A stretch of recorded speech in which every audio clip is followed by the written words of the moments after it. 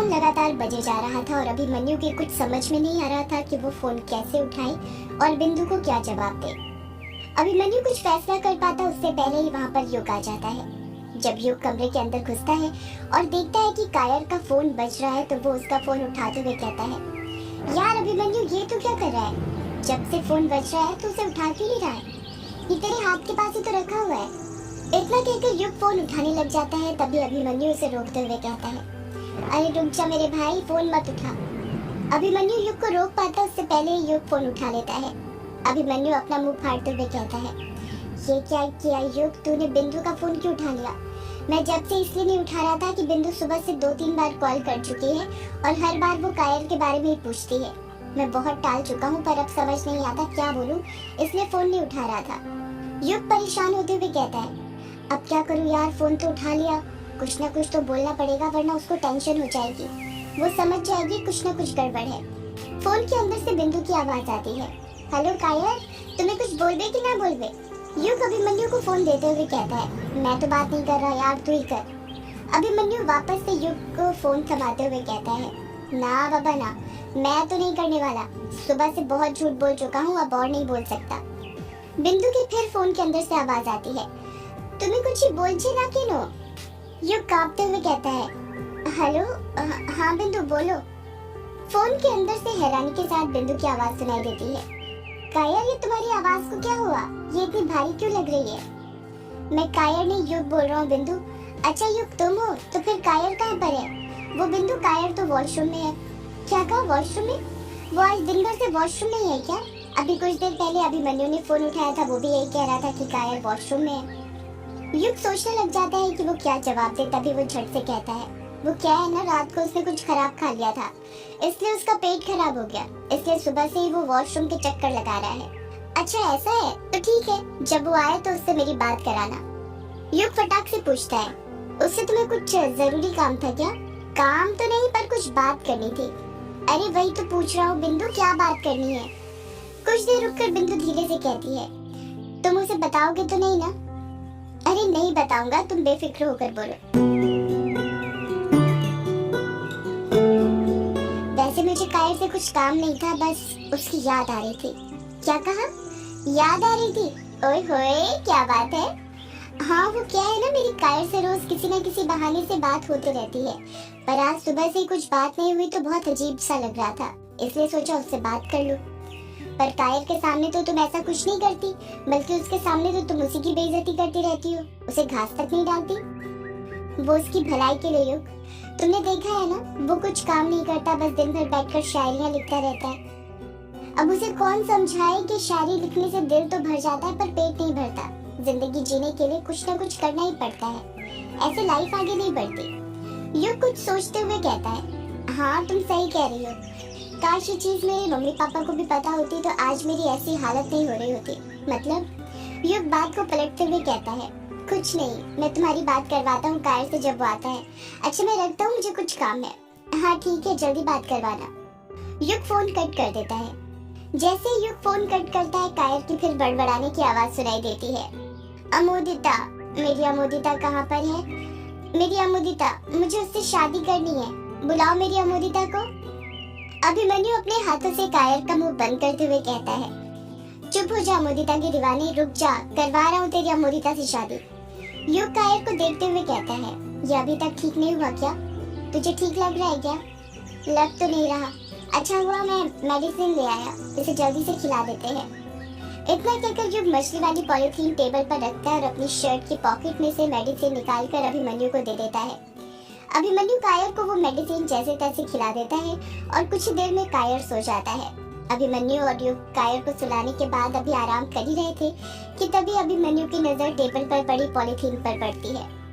अभिमन्यु हैरानी के साथ युग से पूछता है, इस पॉलिथीन के अंदर क्या है? अरे इसके अंदर भुजी हुई मछली है।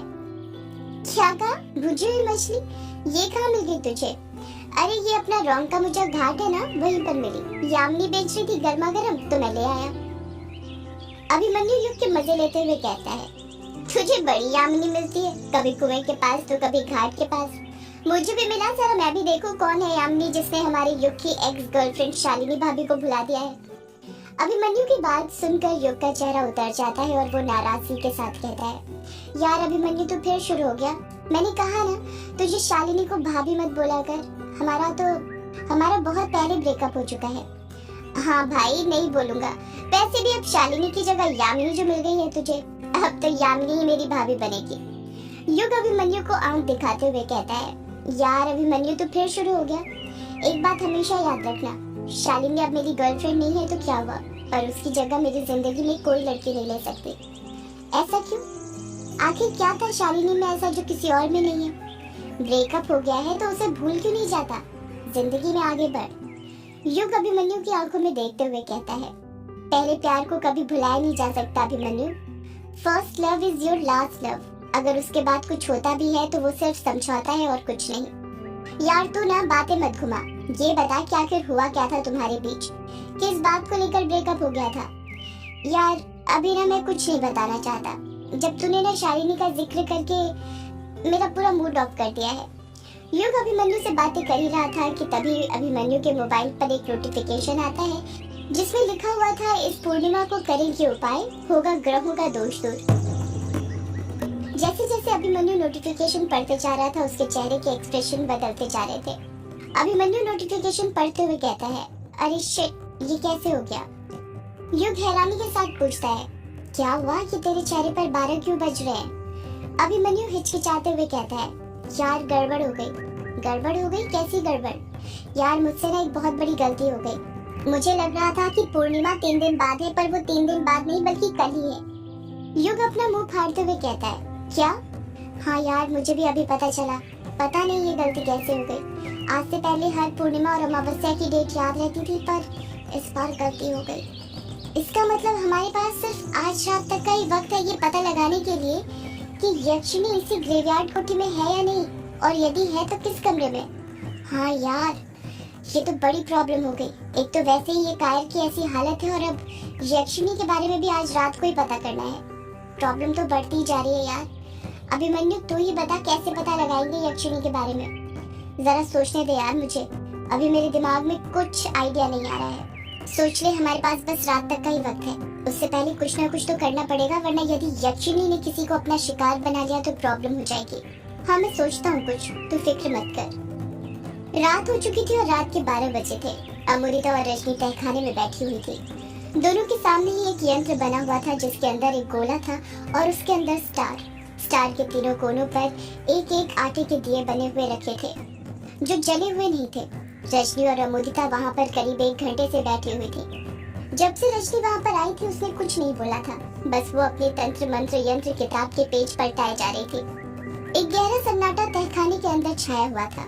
अमोदिता सन्नाटे को तोड़ते हुए कहती है, माँ आप कुछ बोलोगी भी या नहीं, या फिर रात भर बस इस किताब के पेज पलटाते रहोगी? रजनी अमोदिता की बात का कुछ जवाब नहीं देती है।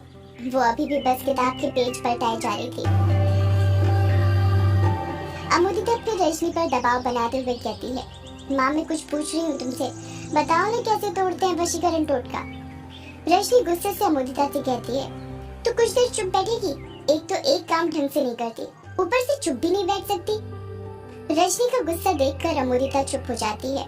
रजनी किताब के पेज पलटा ही रही थी कि तभी वो खुश होते हुए कहती है, मिल गया। अमोदिता झट से पूछती है, क्या मिल गया माँ? वशीकरण तोड़ने का मंत्र। क्या है ना, आज तक मैंने बस वशीकरण किया है, कभी तोड़ा नहीं है, इसीलिए ये मंत्र मुझे ढूंढना पड़ा। तो क्या है माँ वशीकरण तोड़ने का मंत्र, जल्दी बताइए ना।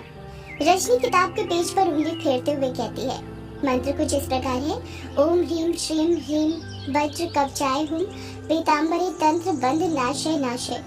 इस मंत्र का जाप तुझे पूरे 7 बार करना है। अमोदिता खुश होते हुए कहती है, बस 7 बार जाप करने से वशीकरण टूट जाएगा? ये तो बहुत आसान है माँ। रजनी अमोदिता को रोकते हुए गुस्से से कहती है, रुक जा नालायक लड़की, तुझे ना हर काम की जल्दी रहती है। पहले मेरी बात तो पूरी सुन लिया कर।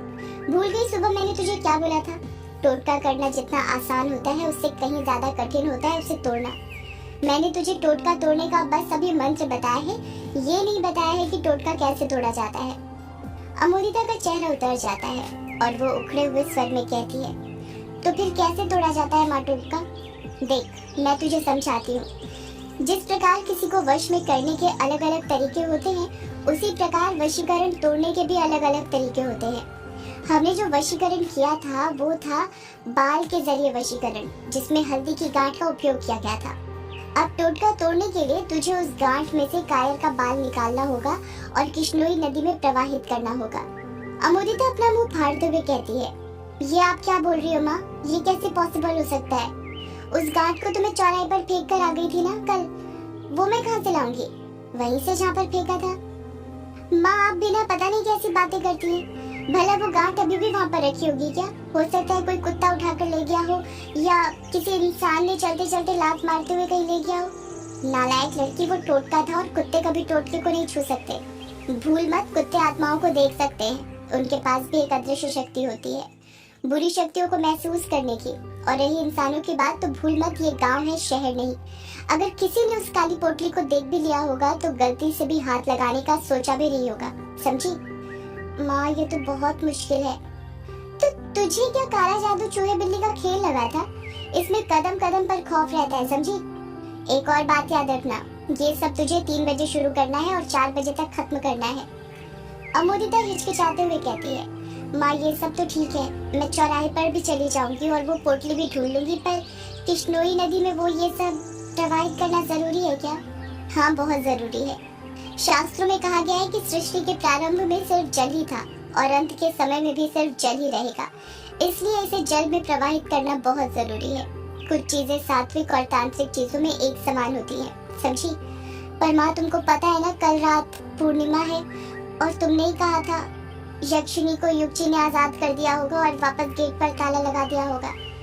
अरे पागल, पूर्णिमा तो कल रात है ना, तो तू आज क्यों डर रही है? और वैसे भी तू एक स्त्री है और यक्षिणी भी। एक स्त्री कभी दूसरी स्त्री के साथ संभोग नहीं करती। उसने आज तक जितनों को भी अपना शिकार बनाया है सब मर्दों को बनाया है और किसी को नहीं, समझी? हाँ समझ गई। चल अब ज्यादा वक्त बर्बाद मत कर, मैंने जो मंत्र बोला था उसका जाप करते हुए ये तीनों दिए जला और टोटका तोड़ने के लिए तैयार हो जा। अमोदिता माचिस से दिया जलाते हुए कहती है, ओम ह्रीम श्रीम ह्रीम वज्र कवचाय हुम पितामरे तंत्र बंध नाशे नाशे। एक तरफ अमोदिता और रजनी टोटका तोड़ने की तैयारी कर रहे थे, तो वहीं दूसरी तरफ युग और अभिमन्यु यक्षिणी कहाँ पर है इस बारे में पता करे सोच रहे थे। कायर युग के कमरे में सोया हुआ था, युग और अभिमन्यु हॉल में बैठे हुए थे। युग अभिमन्यु से पूछता है, यार तू जब से अपने घर से लौटा है चुपचाप बैठा हुआ है, बता क्यों नहीं रहा है? कैसे पता लगाएंगे यक्षिणी के बारे में कि वो कहाँ पर है और किस कमरे में? यार बता रहा हूँ, पहले 3 तो बज जाने दे। युग दीवार पर लगी घड़ी में वक्त देखते हुए कहता है, यार अभी 3 बजने में आधा घंटा कम है और अब मैं और इंतजार नहीं कर सकता। तूने कहा था रात में बताएगा, बता ना। ठीक है बताता हूँ। इतना कहकर अभिमन्यु अपनी जेब में हाथ डालता है और एक छोटी सी घड़ी के आकार का काला बॉक्स निकालता है। जब वो उस बॉक्स को खोलता है तो उसके अंदर से एक काला धागा निकलता है, जिसमें हीलिंग क्रिस्टल काले रंग का नुकीला पत्थर बंधा हुआ था, जो एक शंकु के आकार का था। युग आंखें बड़ी करते हुए उस चीज को देखते हुए कहता है, ये क्या है? ये तो मुझे किसी पेंडुलम की तरह दिख रहा है। ये पेंडुलम नहीं है युग, इसे डाउनसिंग पेंडुलम कहा जाता है। युग हैरानी के साथ पूछता है, ये डाउनसिंग पेंडुलम क्या होता है?